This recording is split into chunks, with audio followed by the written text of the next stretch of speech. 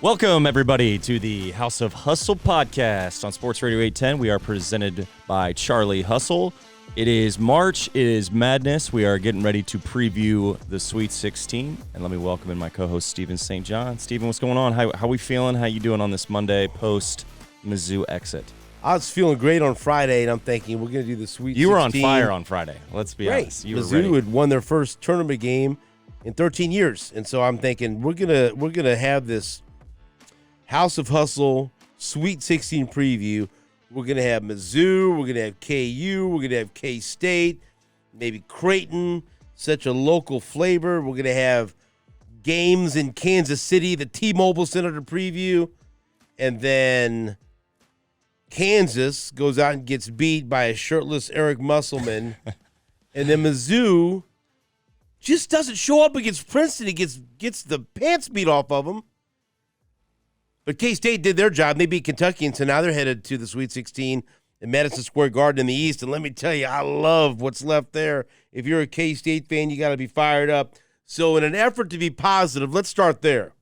K-State takes care of business against Montana State and then beats Kentucky 75-69. And now in the East region, on the top of the bracket, the 9-seed FAU, 33-3, by the way, takes on the number 4 seed Tennessee, which looked like anything but a team that was going to go on a hot run in the NCAA tournament.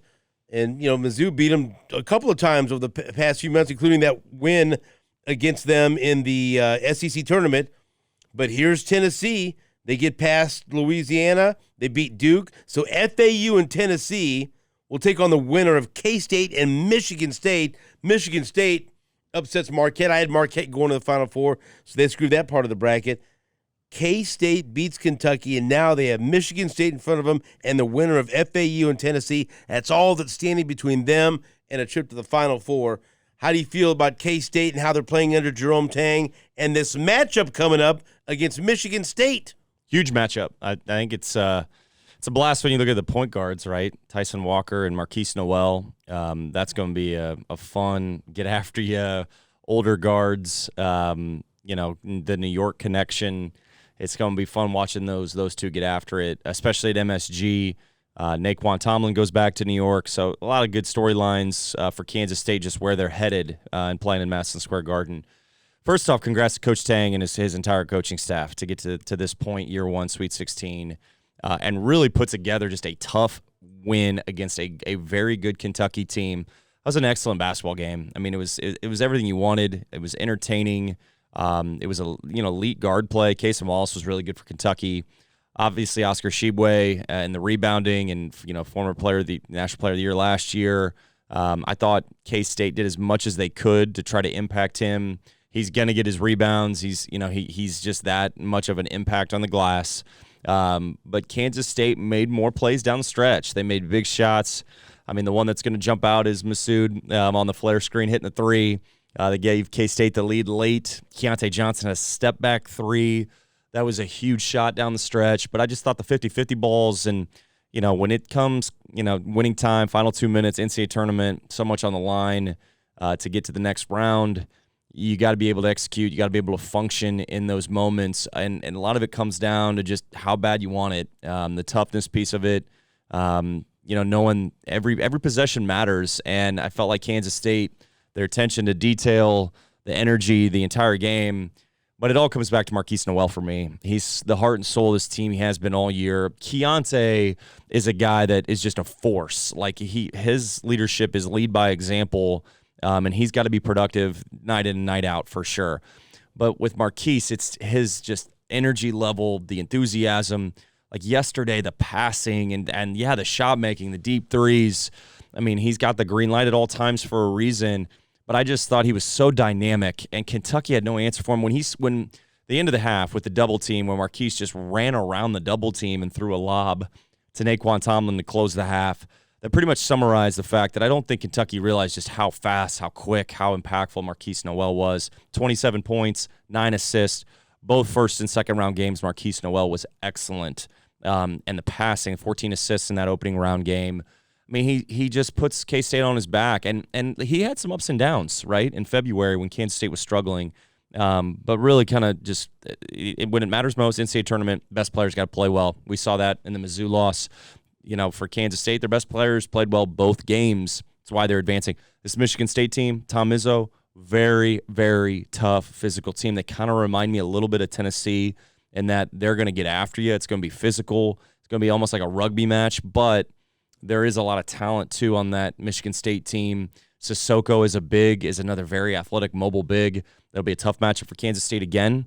And then Tyson Walker's got great speed, shot maker, and their guard play is really good in general. Joey Hauser, Malik Hall, who hasn't really given him much, but is a real threat off the bench if he gets going. So it's a great matchup, and I think the winner. I think this is the toughest matchup K-State has in front of them to get to the Final Four for sure. If they can get by Michigan State, then it gets real interesting. But like we've learned in this tournament, you don't want to look at seeds. It's one game at a time. It's the matchup in front of you, and this is going to be a heck of a game. I think it could go either way, but Michigan State, K-State, I think either team, depending on how well they play, how they close, how they finish the game, how they start the game, what team puts their impact and their stamp on the game early and often, that's who's going to end up probably pulling this one out. So it's a heck of a matchup. You can listen to all the games on Sports Radio 810 WHB. K-State and Michigan State tip off at 5:30 on Thursday in New York. And so who's your pick? Does K-State get it done against Michigan State? Vegas did open with Michigan State as a 1-point favorite. I'm actually leaning Kansas State because I think Marquise Noel's speed is that much of a factor. And although Tyson Walker's a great athlete, A.J. Hoggard is a physical guard that can really defend and make plays himself. I'm going to give the edge to K-State, but here's the piece of it for me. Marquise Noel, as much, as we're going to talk about him on the offensive side of the ball with the shot making and the playmaking and the passing and just his impact in closing that game out against Kentucky. Defensively, this will be a big challenge for him. And he answered that call against Cason Wallace, who was still very, very good. And Cason Wallace is an NBA player. That, to me, is why I have a little bit more confidence right now with Kansas State over Michigan State. And Michigan State got a very hard-nosed, gritty win against a Marquette team that had Kolek, who is one of the better point guards in the country. So I think both teams are somewhat battle-tested, if you will. I give the edge to Kansas State just because I think the speed is a factor with Marquise Noel. And I think Keontae Johnson, Michigan State's got to match up with that. And I think Michigan State's role players, when they're good, they got a lot of guys that can impact the game. That's something to look at in this game. But I think Keontae Johnson is just that talented. I think he's that good. I think he can shut the door like he did in the Kentucky game, hitting a big step-back three, being impactful around the rim. I'll give the edge to Kansas State. All right, let's move on to the two local teams that we talk about that did not make it to the Sweet 16, Mizzou and Kansas. Mizzou had a golden opportunity. They played the 15th seed Princeton in the second round for the right to go to the Sweet 16, and this was after Mizzou won their first tournament game in 13 years over Utah State in the first round. And look, we talked about this on the Border Patrol on Sports Radio 810 WHB. I'll give the shorter version here. It could be true. Both things could be true. You're happy that Dennis Gates resurrected the Mizzou basketball program, re-engaged the fans, won 25 games, won the first tournament game for Mizzou in 13 years, finished in the top four in the SEC for the first time, made it to Saturday at the SEC tournament for the first time, beat the heck out of Illinois, beat Kentucky, split with Arkansas, did great things all season long, and again brought a lot of fans back from apathy. And Mizzou was irrelevant in college basketball, and then he brought them back to relevance. You can believe all those things and also be bitterly disappointed with the performance against Princeton, where they appeared to be unprepared and out-coached and out-hustled and out everything else. And you can't be out-hustled when we call the show the House of Hustle. Bingo. Then we point it out. So both things can be true. You're satisfied, you're thrilled with what Mizzou accomplished this year, because if we would have told you before the season all those things would happen, you would have said, wow, no way. Wild, just an absolute wild success for Dennis Gates in his first year. But yep, the way it ended. It's the big butt, yep. I know you're looking at me and saying big butt. I'll take that as a compliment. But how do you I mean, they just got beaten every facet of the game of basketball against Princeton. Yeah. First of all, how did Princeton lose 8 games? I mean, that's the thing, man. They got beat twice by Yale. What's going on? They look great. Did they look like an 8-loss team from the Ivy League? They didn't. And they also were – I was just amazed at the whole game. I'm thinking, man, Princeton sure is athletic because they're beating Missouri off the dribble everywhere. Missouri can't do anything on offense. Kobe Brown couldn't get going. Missouri did try to establish him finally, really, in the final 5-minute period of the first half. Missouri tried everything. They tried a zone. They couldn't find any solution. And this is something where you got to just tip your cap sometimes. And the tournament, I know so much is made of seeding, and I think that's why this stings a little bit because it's 15 seed Princeton, and there's a great opportunity, a golden opportunity to go to the Sweet 16, and you can't get it done. And it's not just that you can't get it done. You didn't really do anything positive on either end of the floor. I mean, Noah Carter had some good moments to kind of keep Missouri somewhat close. I think we said this earlier, like Missouri was within 7 at the half, and you're thinking, okay, I'll take that. We weren't really executing at any sort of level on the defensive side of the ball. We weren't rebounding. Shots weren't falling. We were taking bad shots. And from Missouri's standpoint, Demoy Hodge and Kobe Brown, those two guys got to carry you. Your two best players, they really were not much of a factor in the first half. I know, Demoy got banged up, and I don't know if his injury made a serious factor in the second half. He somehow that wasn't a foul, by the way. Somehow, it's another thing for me. I said this morning. This game was not impacted at all by the whistle or officials or anything like that, but I did get a sense of just the momentum of the first half and just trying to get an understanding of how the game was going to be called. It was a little inconsistent there. I think Kobe Brown was thinking he got fouled a couple times to get to the free throw line where there was no calls and there was quite a bit of contact. The same with Demoy and the dunk attempt. How that's not a foul, not really sure. But the reality is that those calls did not make an impact in this game at all. Princeton wins this game wire to wire, and Missouri just really could not get into any sort of flow or any sort of rhythm. And the role players that have had to step up for Missouri that have given them good games, there wasn't much there. And Missouri just nothing there offensively. The game was over with about 7-8 minutes to go. And, man, once Princeton's ball movement and spacing, Missouri couldn't match. They tried everything from man to 1-3-1 to 2-3 matchup to pressing to trying to trap. There was everything Missouri was trying to do, and Princeton just beat it. This goes back to, for me, fundamentals. I always like coming back to fundamentals. Missouri, not a lot of boxing out. They got hammered on the glass. They've been hammered on the glass all year. I think with Princeton beating defenses with the pass and not the dribble. How many uncontested jump shots did Princeton have? And to think about the Utah State win for Missouri, where I don't think, and Utah State didn't make shots, but I think in the first half when Utah State went 0 for 11, I don't remember them having a lot of open looks outside of maybe one. They guarded the hell out of the three. Exactly. And the Utah State first three they hit was off a live ball turnover where it was a walk-in, step-in three. So just a much different played game. And that speaks to the inconsistency of Missouri all year. When they've been great, they've been elite. They've been that team that you think, man, they can beat everybody. And then they have those games or those halves at different times where they can't do anything. They can't do anything offensively, and their defense lets them down, and their defense can't let them down. And that reared its ugly head in this game, and that's why Missouri just did not have any sort of punch or fight at all. I thought that the Alabama game in the SEC tournament was where I thought, all right, I like this because they got down and then they scrapped and fought, and like you could tell that they were really engaged and energetic. And they gave Alabama a game. They gave Alabama a game. Where was that? Because I didn't see that in the Princeton game at all, and that's ultimately why they're going home. They were just flats. Look, you still feel great about the program and where it's headed in the first year under Dennis Gates, but you could also be super disappointed with that effort and that performance against Princeton. Both can be true. Yep. It doesn't have to be either or. And what's really disappointing too is that robs us of a fun matchup that we would have been able to preview, Creighton and Mizzou. I know you would have loved that. Oh, man. So and you've been talking about Creighton all year long. Now it's Creighton against Princeton.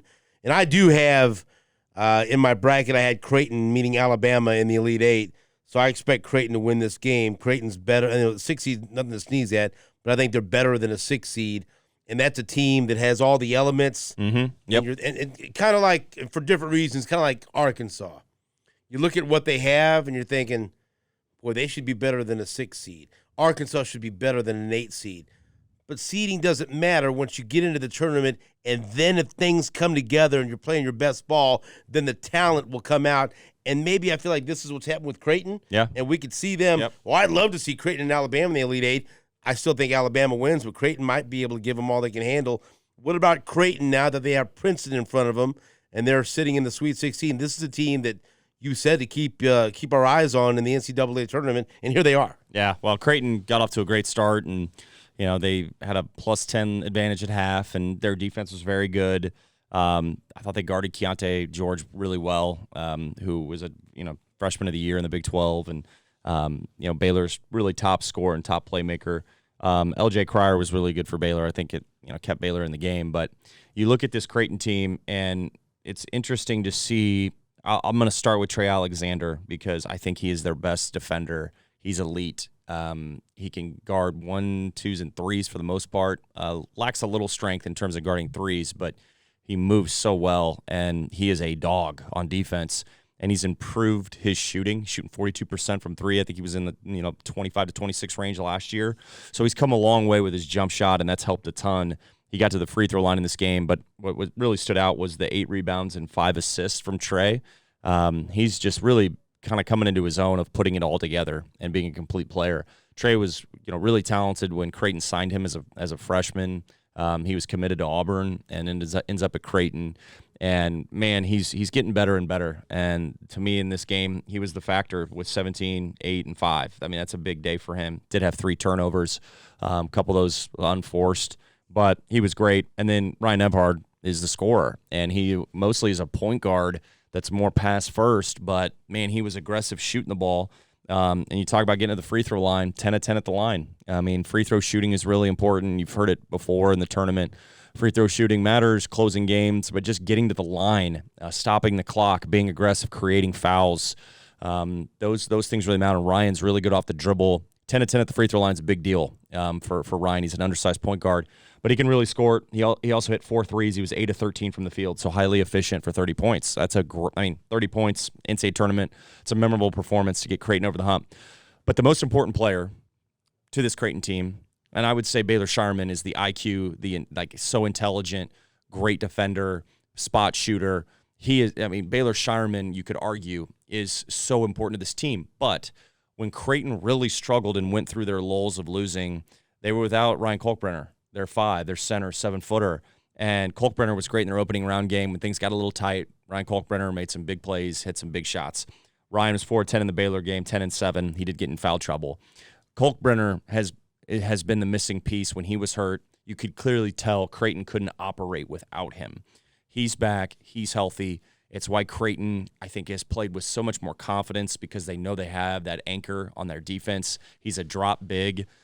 He can block shots, but he's a force on the glass. They still need Arthur Kaluma to be kind of the guy that can space it in corners, 6'7", small forward, power forward.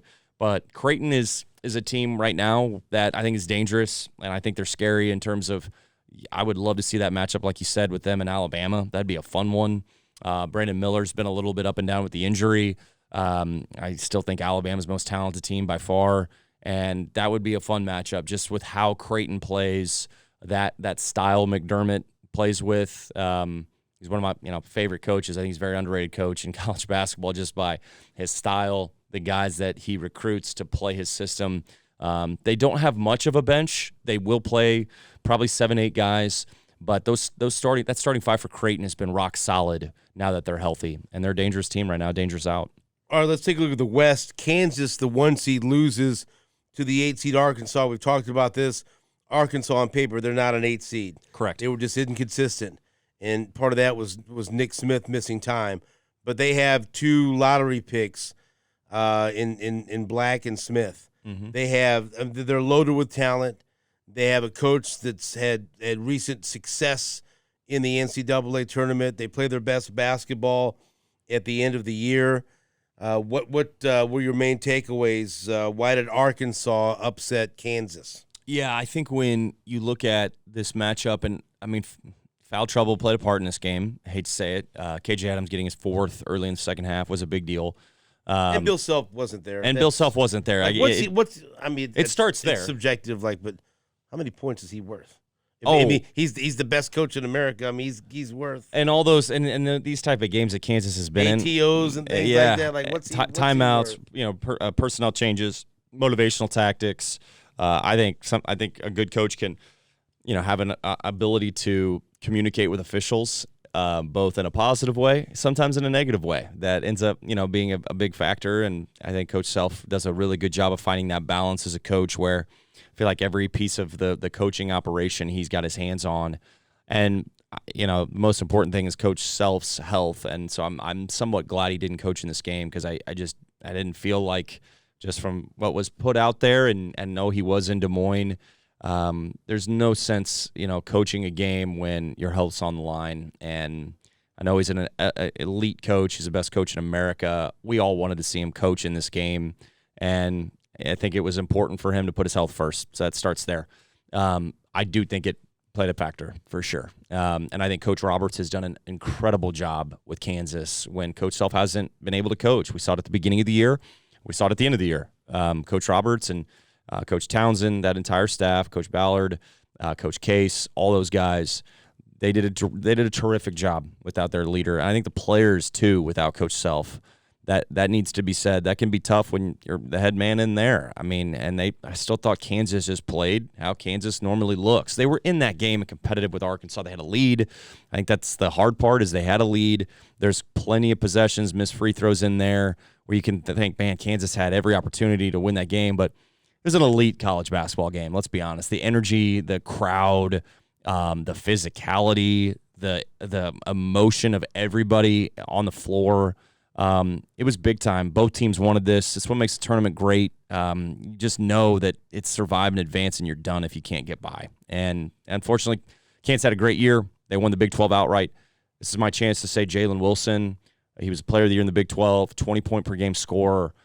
An unbelievable story. Jalen Wilson is a national champion. I know it didn't end how he wanted it, obviously, but how he represented Kansas, how he led all year, how he played at such a high level all year is so impressive. And he's going to be an NBA player, and he earned that. And that's really, from a Kansas standpoint, that can't be overlooked. Kevin McCullough banged up. I think he was healthier in this game. I don't think he was 100%, but he gave them everything he could. I think Arkansas, just from a physicality, toughness, getting rebounds, getting to the free throw line, forcing some turnovers.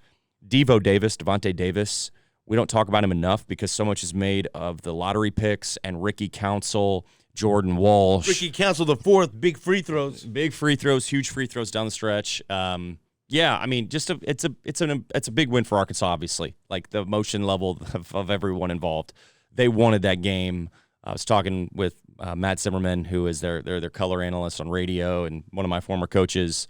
Yeah, you could just tell, this was the game. They've had an up and down year. I mean, it has not gone according to plan for Arkansas. Nick Smith missing so many games and having to come back late in the year. Trevon Brazile getting hurt at the beginning of the year. Yeah, I mean, now he's on IG saying F Mizzou. Yeah, so I don't know if I'd be. He loves Kobe Brown though. He loves Kobe Brown. Who doesn't? Who doesn't really? Right. But I think where Arkansas is at, to your point, where they were seated, we all knew that they were a better team than that. As soon as the bracket came out, I'm like, yeah, wow. And so much was made too of Kansas not being the one in the Midwest. Would it look differently if they're in Houston's place right now? I don't know. I mean, that's kind of hindsight, but it is what it is. And ultimately, Arkansas found a way, and that's all that really matters in the tournament. You got to find a way somehow, and you got to take advantage of opportunities on missed free throws, and you got to make your free throws and execute and get some stops and get rebounds when they matter. It's just so many factors and so many pieces of the puzzle where you got to be dialed into the details, and Arkansas is just able to survive. Kamani Johnson is another name, I think, for Arkansas, the 10 rebounds he had. I thought he was a real impact. He's not a scorer. He's more of a defensive stopper, physical on the glass, and I thought he was big. The foul trouble for Kansas really hurt. The 10-second call, I think that was really kind of shocking with Kansas and DeJuan because they just don't do that. And so those little factors play a role in the tournament. It's ultimately why Arkansas survives. All right, so now in the West, you get Arkansas, UConn, Gonzaga, and UCLA left. Yeah. I'm pulling hard for the Zags. I picked them in my bracket. I don't have them going to the national championship game, but I would not be opposed to. Was it 7 or how many straight Sweet 16s now? I think it's 6. I think it's 6 for I'm sorry. Now it's 7. It could be 7 now. Because it was 6. But that's crazy when you think about how unpredictable the NCAA tournament is. Yeah. And I know that they've gone home. They've lost at times when they shouldn't have, but never in the first and second round during this stretch. I don't know what it says. We've seen how crazy this is and how hard it is every year to avoid that first round upset when you're up there every year and when you're a high seed every year. I have a tremendous amount of respect for that program, and that's a program that I root for. I'd love to see them win a championship, but who do you think comes out of there? Arkansas, UConn, Gonzaga, UCLA. That ain't no joke. That's right there. no joke. I mean, that's such a great 4 right there to get to the Final Four. In Vegas. UConn is going to be a tough matchup for Arkansas, but it's a fun matchup and with a lot of talent on the floor. Jordan Hawkins is UConn's best shooter. Andre Jackson is their best. Andre Jackson, very similar to Anthony Black. They got great size. They're great passers. They're versatile defenders. I think Anthony Black can make more of a 3-point shot than Andre Jackson. So that could be a piece. It will come down to some of those role players. Sonogo, the center from UConn, is a force. I mean, he's 6'9", 6'10", but strong and has added the 3-point shooting, so they can stretch Arkansas from 3.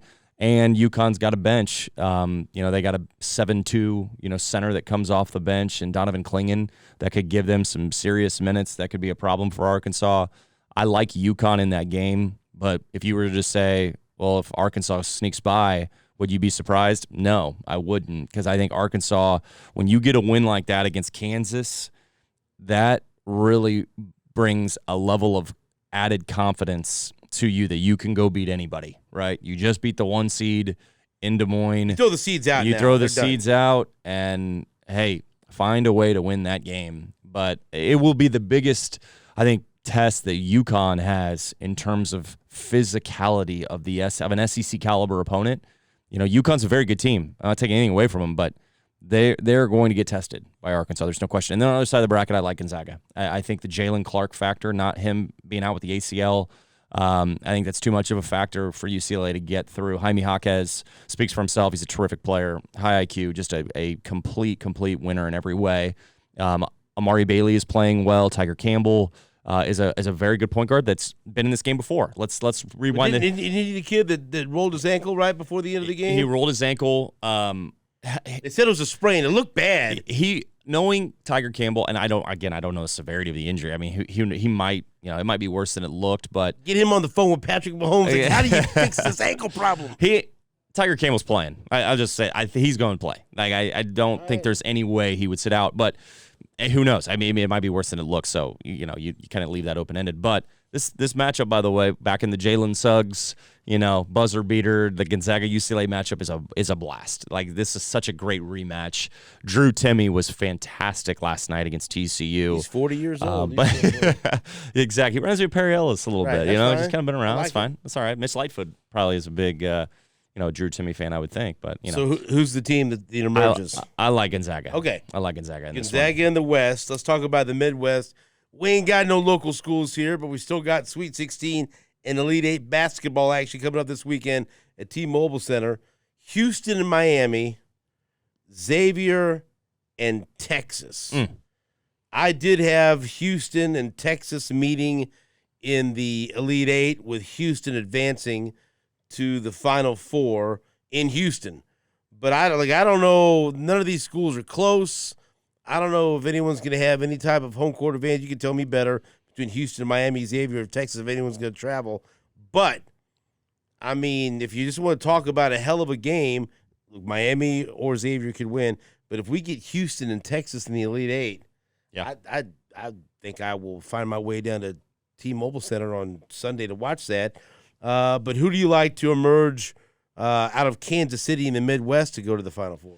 So I have Texas, but I think Houston right now, with Marcus Sasser looking like Marcus Sasser, I think they're the team to circle here. That I would love to see Houston, Texas, first of all, just with so many factors. The state of Texas, that matchup. Kelvin Sampson for sure. Chance to get back to the Final Four in Houston.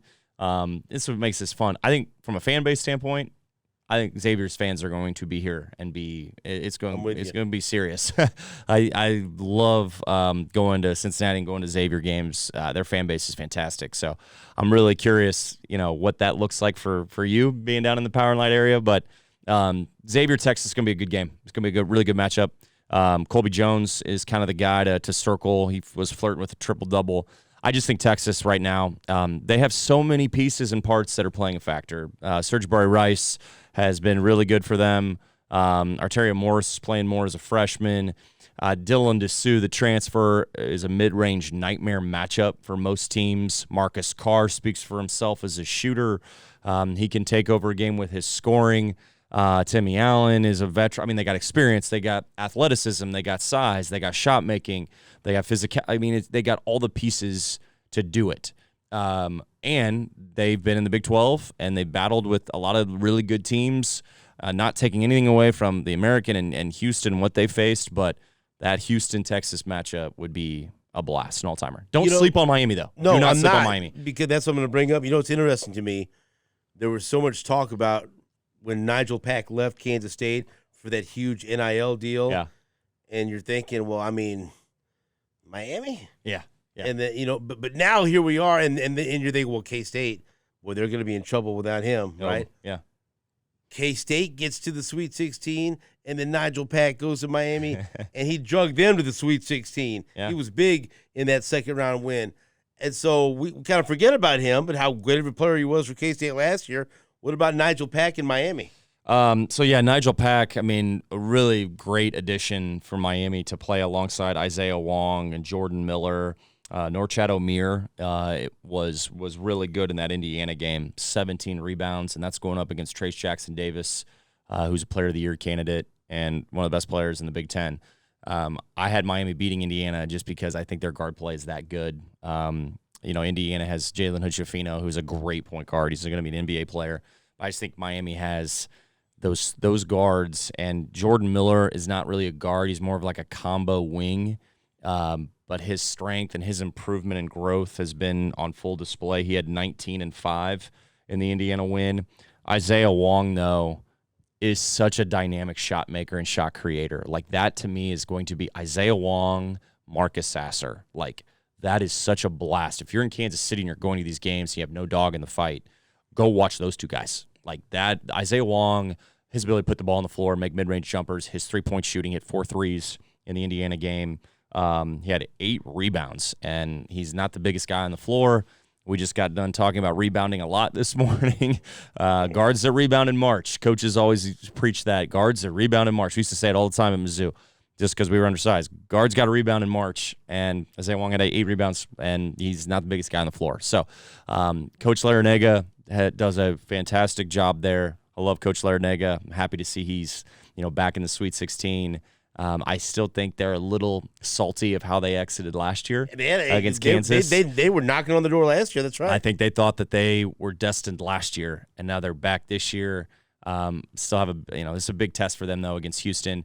Jarris Walker is another name I'll throw at you from Houston. NBA lottery type talent, 6'8", he's strong, physical, about 230, great rebounder. He's another piece of the puzzle in this game for Houston. But I thought, Houston, just to kind of piggyback off of trends in March that I think are really a big factor.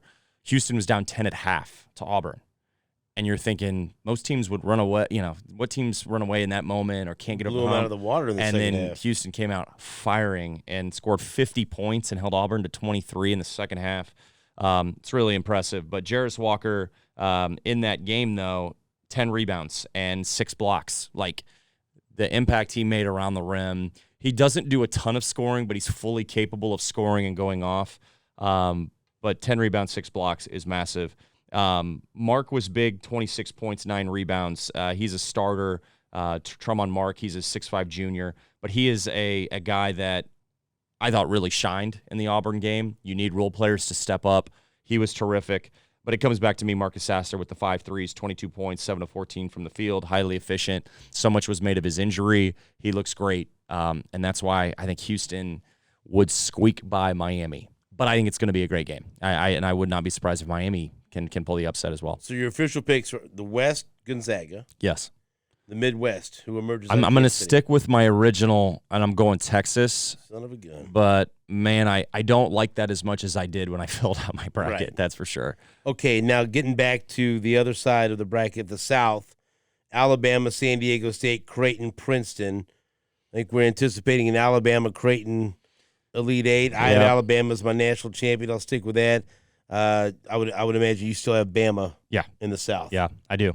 It would have been, to your point, I hate to bring this up, it would have been fun to see Missouri Creighton. Yeah, it would have been, Jared. I got to. God, man, it would have been a great matchup. Man, can you imagine if it was a Missouri-Alabama rematch to go to the Final Four, too? Here's the deal, too. I'd have driven to Louisville to watch the Sweet 16 between Mizzou and Creighton. Yeah.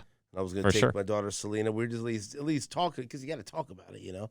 And of course that didn't happen. So now I will not be driving to Louisville. And but from matchup standpoints too, like Arkansas playing Kansas, I think is great for the region, right? Kansas State obviously for the region being in the Sweet 16, Missouri and Creighton being in the tournament, winning tournament. I mean, it'd been awesome to see that just from a regional standpoint. But okay, but you got Alabama. I got Alabama. Okay. Yeah. And so then in the East again, Florida Atlantic against Tennessee, Kansas State against Michigan State. So I was watching that Florida Atlantic Memphis game, and Memphis got screwed in the end. Yeah, because that was they had the ball and they called the timeout, and these refs just calling jump ball. Like, what are you looking at? Right? What are you seeing here? Yep. And that kind of helped decide the game. But one thing that I did not realize, and boy, Penny Hardaway was mad. He threw that water bottle after the game. He was pissed. But what I did not realize was I'm watching Penny Hardaway there, and I see a coach over there squatting behind him, talking to players and clapping. I go, wait a minute, that looks like Frank Haith. Yep. That's Frank. Coach Haith. And now I remember in the I go, oh, that's right. I do remember him going to Memphis, but I'd forgotten about it. Yep.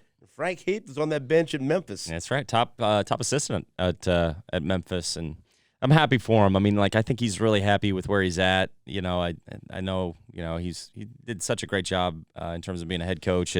Had great years at Mizzou and went to Tulsa, had some good years at Tulsa and didn't work out. But, you know, I think being in Memphis with Penny and I think what they're building there is good for Coach. He's a terrific offensive mind and he's just a terrific coach in general. I think, where he's at with Penny in terms of just being in that motivational role where he doesn't have to have that pressure on him as a head coach like he did have, and he can just kind of embrace and enjoy coaching again, I think is kind of where he's at, which I think is good. Damn press conferences. That's right. But there was so much emotion because the 16 had already beat the 1. Yeah. And you're like, we win this game, there's a good chance we're going to the Final Four or the Sweet 16. I'm thinking, you know what? That's what I was thinking about, son of a gun, but that's fine. Whatever, it happened. So Florida Atlantic advances. They're 33-3. They don't have the best resume, but they're 33-3, and they're taking on a flawed Tennessee team that I didn't think would make it this far. You said that you think K-State's toughest team here left to face is Michigan State, and they're going to slide by them. What about this Florida Atlantic Tennessee game? Who's going to, if K-State gets to the Elite Eight, who are they going to play? I like Tennessee just because I didn't think Tennessee would get past Duke. No. I had Duke Marquette, you know, in this region in that Elite Eight. So the fact this is wide open again. Tennessee, Sakai Ziegler is their point guard that's out with the injury. And I was at the Arkansas game when he, you know, hurt his knee. And that's when they blew the doors off Arkansas. So I should have probably taken a little bit more weight there of like, well, they're going to be okay. Santiago Vescovi is their shooter. He's their elite guard. You know, Josiah Jordan-James is another older player that can score it. They have length. They have size. It's a rugby match playing Tennessee. It's such a physical game. They were getting accused of just being flat out dirty in that game. Yeah. Well, game against Duke. Yeah, They've had plenty of moments. They've had plenty of moments like that. That's not just the first time this has happened with a lot of their guys. But there were a lot of people tweeting about it. But like with FAU, I saw a couple of people before the tournament say they deserve to be as high as a 6 seed, but they're going to get screwed. They're not going to, and they ended up getting a 9 seed. Mm-hmm.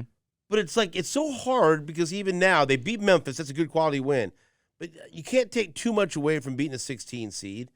It's like, I don't know what they are, but, man, 33-3. And watching them against Memphis, they didn't back down. And they hit some big shots. And so I guess that's what scares me in this game for Tennessee. I don't have a great feel for FAU and exactly how good they are. It's all and this is with any matchup, but it's what team sets the tone. What's the rhythm and the flow and the pace of the game going to be, and who's going to dictate tempo?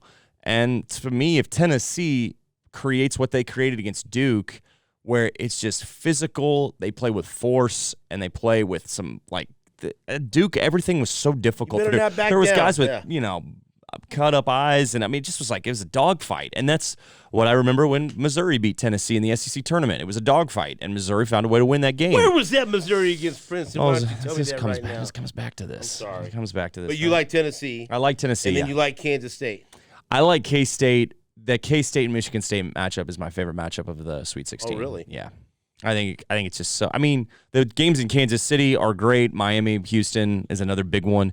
The guard play and Tom Izzo against Jerome Tang, man, it's just a good matchup. There's a lot of pieces of that Kansas State Michigan State game that I love.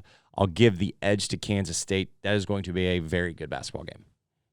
But you'll go K-State. I'm going to go K-State. Yeah, I got to roll with it. I think K-State's. Roll with it. They were great in their first two games, and I think Marquise Noel is playing as probably one of the best players in the tournament right now in terms of production. His scoring, his shooting, his passing, defensively, his quick hands. My goodness, I mean, he's the talk of the tournament, deservedly so. All right, we had a listener question in from a loyal listener by the name of Todd L., who says he works at Union Broadcasting. I don't know who that is. He wants to know if you consider Grady Dick a lottery pick, and if you think Grady Dick is done at Kansas, or could he come back for one more year? Well, all these guys come back in terms of NIL if they have years of eligibility. I mean, NIL is such a huge factor, but there does come a point where does it make sense to do that? And I think Grady Dick's year as a freshman, everything he accomplished, the shooting, he was one of Kansas's best players and consistent all year. I think he's done enough to where he is definitely a first-round talent. I think he will be a top 15 pick. Where that is, I think his ceiling is still very high. I think in terms of where he could fall in the draft, his range, I mean, he could sneak into the top 10, honestly. I could see it happening. It all depends on how he performs in workouts. Hard to say when you get that opportunity. Exactly. And he's got positional size. He can shoot it. He's a great athlete that I don't think gets talked about enough. His verticality is really impressive. He's tough. He does his job. He knows his role. And he's still young, and there's still, a lot there in terms of, development, but he already fits a role in terms of what he could bring an NBA team and an NBA franchise. I don't think he'd be a liability on defense. He would make shots. He'd stretch the defense. And he's got a very good basketball IQ. I think he's a very smart player that has made the most of his 1 year at Kansas. Now, look, he's from Wichita. He's a diehard KU fan. I don't necessarily think that's going to play the role and the factor of him making this decision. I do think where his range will be in this draft, I think it's very high, and I think he's going to be a significant player in the league for sure, just because his skills translate, and that's really all that it comes down to. He does not have to be a one option, the number one, option on the floor to be viewed as a top 10 pick. He really doesn't, especially as a lottery pick even. It's just depending on best talent available and the upside, and there's a lot there with him. And you will stick with, I think, Alabama. Is it your national champ? Yeah, I mean, my three of my final four teams are still alive. The one that's out is Duke. That's a tough one for me. Marquette crushed me. Yeah, so I mean, again, that's the side of the bracket that's wide open. So outside, we'll see what happens with with Houston and Texas. That's the one that's going to be really fascinating because I have Alabama and Texas in the national championship game. So see where it happens. But it's going to be fun to have the regional here in Kansas City too. I know, we would love to have a local school and a local tie-in. I think Xavier fans will travel. I think Texas fans should travel. Just the fact that where they are, they have a real chance here. Houston fans will be up here. I know that for sure. But I think it's just going to be fun, a couple days, great weekend ahead here in Kansas City with those 4 teams. I think a couple of those teams have a real chance to maybe cut down the nets too. We'll see what happens. And thanks again to charliehustle.com. You can go to their store on the plaza or go to charliehustle.com. Our friends at Charlie, start over, fuck that. And thank you very much to our friends at Charlie Hustle. You can go to charliehustle.com or go to their store on the plaza and you can get geared up. And before we let you go, we'll end it with this. Who is the House of Hustle Hustler of the Month? Hustler of the Month, since we're in March and since the Kansas State Wildcats are where they are, I'm going to give it to Marquise Noel, who's always been the smallest guy on the floor. His story coming out of New York is pretty wild in terms of his recruitment. He ends up at Kansas State, older player, but shining on the biggest stage in college basketball. He's a terrific story. Stayed at Kansas State, too, didn't transfer, believed in Coach Tang. Man, he has been so dynamic all year. He's had some massive games in terms of scoring and passing. I feel like he's playing his best basketball right now in March at the right time. He was doing that really around December when, I guess January when the league play started, with the Texas win and the Baylor win. And, he's just continued to play at such a high level. So he's got to be the Hustler of the Month, Marquise Noel. There you go. All right. That's Jared Sutton. I'm Stephen St. John. Until the next episode, remember, Kansas City is for hustlers.